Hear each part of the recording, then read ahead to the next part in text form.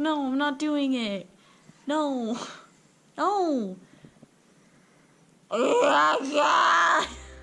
we have my Yamaha Warrior 350. This one is a 2000.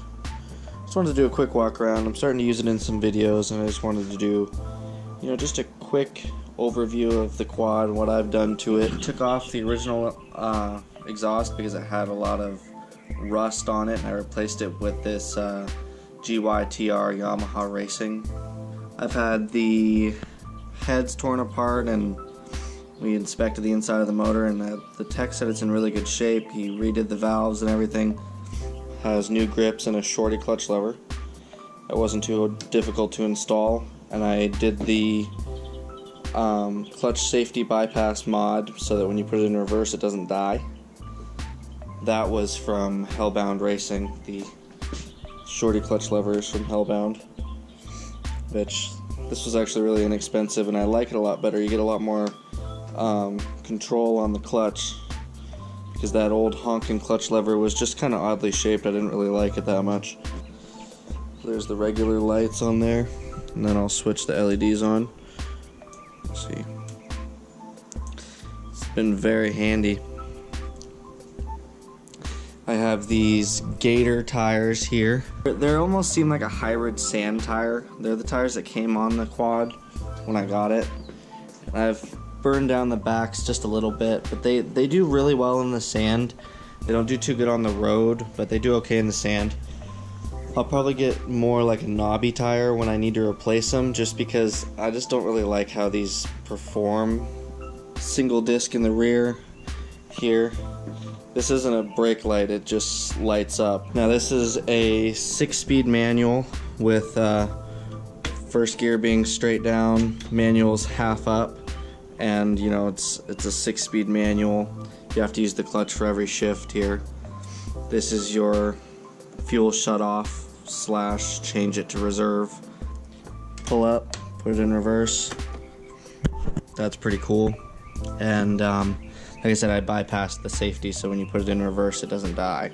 Rear suspension is adjustable, which is pretty cool. I don't believe that's a factory setup. You can see in there it's got adjustable collars. I've been thinking about maybe putting it a little bit higher. I don't know what you guys think. What's really nice is on this quad, every pivot point on this quad here is greasable, which is really nice. You can see on the front here that there's grease points everywhere, and on the Honda that's not true. They're all sealed. It's still got the factory bumper. I'm not sure why it's all messed up. I thought about replacing it, but then at the same time it's just a rip around quad. It doesn't need to be anything cool. And I do recommend these light bars, even though it's just a I got it at O'Reilly's. They're just called Blazers. They were pretty cheap, but very, very bright. I definitely enjoy it. I got the Pro Taper grips here that are quite soft and were pretty inexpensive. I do like those a lot. I had to trim the bottom here so that the thumb lever would clear. But overall, I definitely am enjoying this quad, and I look forward to making more videos with it.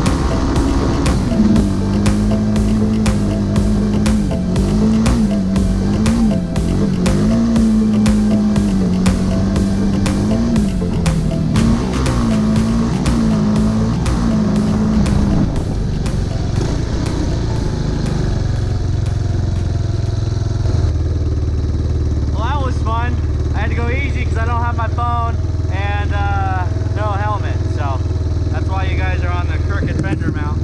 It wouldn't be crooked if I had the right attachment.